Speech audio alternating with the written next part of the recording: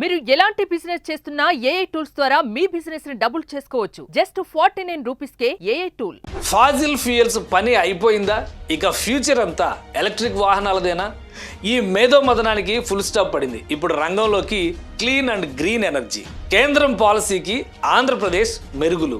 Clean energy policy 2024 తీసుకొచ్చాం. ఈ policy వల్ల 10 లక్షల కోట్ల రూపాయలు పెట్టుబడులు ఆకర్షించాలని మా ఉద్దేశం.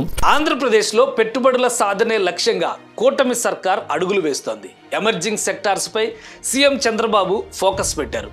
పరిశ్రమలకి అనుగుణంగా ఇండస్ట్రియల్ పాలసీలు రూపొందిస్తూ పెట్టుబడుల్ని ఆకర్షించే ప్రయత్నం చేస్తోంది ప్రభుత్వం.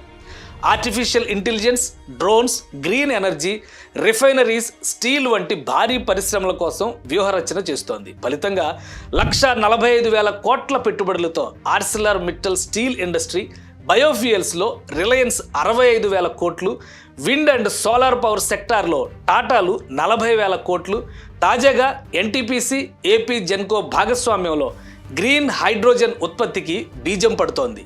ఏపీలో 4 నెలల్లో ఇంత మార్పు రావడానికి ప్రధాన కారణం కొత్త ఎనర్జీ పాలసీ. చంద్రబాబు సీఎం అయ్యాక పారిశ్రామిక అవసరాలు, విధానాలపై ప్రత్యేక శ్రద్ధ పెట్టారు. ఈ రంగంలో కొత్త పాలసీల్ని చకచకా రూపొందించారు. ఇది పెట్టుబడిదారుల్లో ఉత్సాహం నింపింది. నెల రోజుల్లో రిలయన్స్ ప్రతినిధులు బయోఫ్యూయల్స్ రంగంలో భారీ పెట్టుబడి పెట్టాలనే నిర్ణయానికి రావడానికి ఈ విధానాలే కారణం. Reliance proudly partners with the visionary government of Andhra Pradesh to achieve a brighter and more sustainable future. రాష్ట్రంలోని నిరుపయోగ భూముల్లో 500 బయో ప్లాంట్లని రిలయన్స్ సంస్థ ఏర్పాటు చేస్తుంది. ఒక్కో ప్లాంట్కి 130 కోట్లు ఇన్వెస్ట్ చేస్తారు. వచ్చే 3 ఏళ్లలో ఈ ప్లాంట్లు రాష్ట్రమంతటా ఏర్పాటవుతాయి. 2.5 లక్షల మందికి ఉపాధి అవకాశం కల్పించే ఈ ఒప్పందంపై ఇరు పక్షాలు సంతకాలు చేశాయి. భూమి కేటాయించిన రైతులకి 30,000 రూపాయల చొప్పున ఇచ్చేలా ఎంఓయు కుదుర్చుకున్నారు. పవన, సౌర విద్యుత్ రంగాల్లో 40,000 కోట్లు ఇన్వెస్ట్ చేసేందుకు టాటా గ్రూప్ సిద్ధమైంది. టాటా గ్రూప్ చైర్మన్ సుబ్రహ్మణ్యం చంద్రశేఖరన్తో భేటీ తర్వాత సీఎం చంద్రబాబు ఈ అంశాన్ని ట్వీట్ చేశారు. అసలు AP integrated clean energy policy ఏంటి? క్లీన్ ఎనర్జీ పాలసీలో కీ పాయింట్స్ ఏంటి?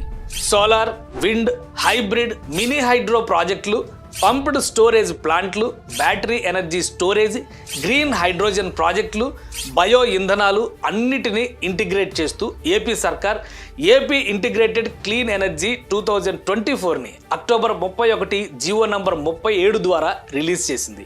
నేషనల్ ఎనర్జీ పాలసీ ఇస్తున్న అవకాశాలని సద్వినియోగం చేసుకునేలా ఈ విధానాల్ని ఏపీ ఇంధన శాఖ రూపొందించింది. 78.5 గిగావాట్ల సౌర విద్యుత్, 35 గిగావాట్ల wind energy, 25 gigawatts per hour battery energy storage, 1.50 millions of tons per annum green hydrogen, బయోఫ్యూయల్స్గా భావించే సిబిజీ, సిఎన్జి, ఇలా ప్రతి విభాగంలో నిర్దిష్ట లక్ష్యాల్ని ఈ పాలసీ నిర్దేశించింది.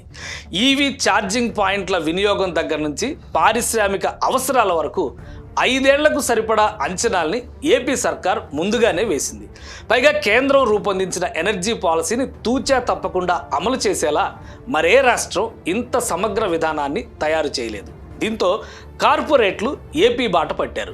ఒక్క సోలార్ ప్రాజెక్టులు 78 గిగావాట్లు, అదే మరిగా విండ్ ప్రాజెక్టులు 35 gigawatt, pumped storage 22 gigawatt, battery energy storage 25 gigawatt, green hydrogen మరియు అనుబంధ ఉత్పత్తులన్నీ 1.5 ఉండాలని, ఎలక్ట్రికల్ వెహికల్ ఛార్జింగ్ స్టేషన్ 5,000 యూనిట్లు పెట్టాలని చెప్పి ఆలోచిస్తున్నాం. స్టేట్ ఎనర్జీ పాలసీతో పాటు ఏపీ మరో మ్యాజిక్ ప్లే చేసింది. ఇంధన రంగంలో కీలకమైన National Thermal Power Corporation NTPC, National Hydro Power Corporation ఎన్హెచ్పిసిలతో అవగాహనలు చేసుకుంది. ఇది రాష్ట్రానికి బాగా కలిసి వచ్చింది.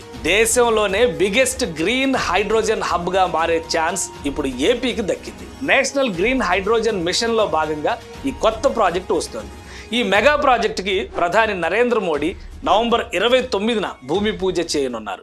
2030 నాటికి దేశంలో కర్బన వ్యర్థాలని తగ్గించి గ్రీన్ ఎనర్జీ దిశగా నడిపించే ప్రయత్నాల్లో ఇదొక భాగం. भारत 2030 तक अपनी नॉन फोसिल एनर्जी कैपेसिटी को 500 गीगावाट तक पहुंचाएगा।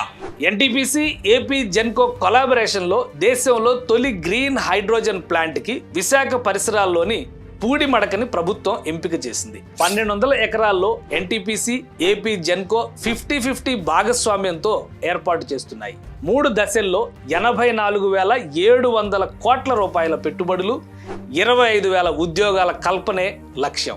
20 గిగావాట్ల క్లీన్ ఎలక్ట్రిసిటీ, రోజుకి 1200 టన్నుల గ్రీన్ హైడ్రోజన్ సామర్థ్యం, ఇన్నోవేషన్, ఎలక్ట్రలైజర్లు, fuel cell manufacturing, startup facilities, robust testing వంటి ఇతర క్లీన్ ఎనర్జీ ఎకోసిస్టమ్ని ఈ హబ్లో డెవలప్ చేయనున్నారు.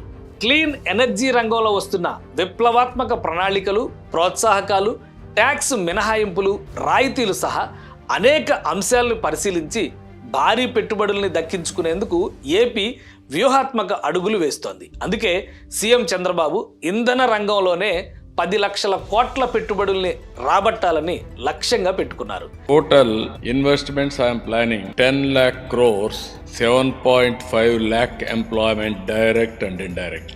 I am having a action plan for 10 lakhs, 1/3 investment in Andhra Pradesh. That is our aim. Speed of doing business ఫార్ములాతో Reliance ని నెల రోజుల్లో రప్పించామని ఏపీ మంత్రి లోకేష్ చెబుతున్నారు. డిసెంబర్ 28న ప్రకాశం జిల్లా కనిగిరిలో తొలి బయో ఇంధన ప్రాజెక్టుకి రిలయన్స్ కూడా శంకుస్థాపన చేయనుంది. It would not have been possible without the progressive clean energy policy formulated by the AP government. Today, we are building on this commitment through a major investment in bioenergy, a proposed investment of rupees 65,000 crores in the state of Andhra Pradesh.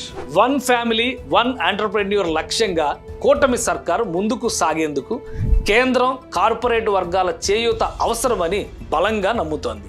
ఈ దిశగా కలిసి వచ్చే ఏ ఛాన్స్ని AP వదులుకోదలుచుకోలేదు. అందుకే ఇక్కడ వేగమే విధానం, speed is policy.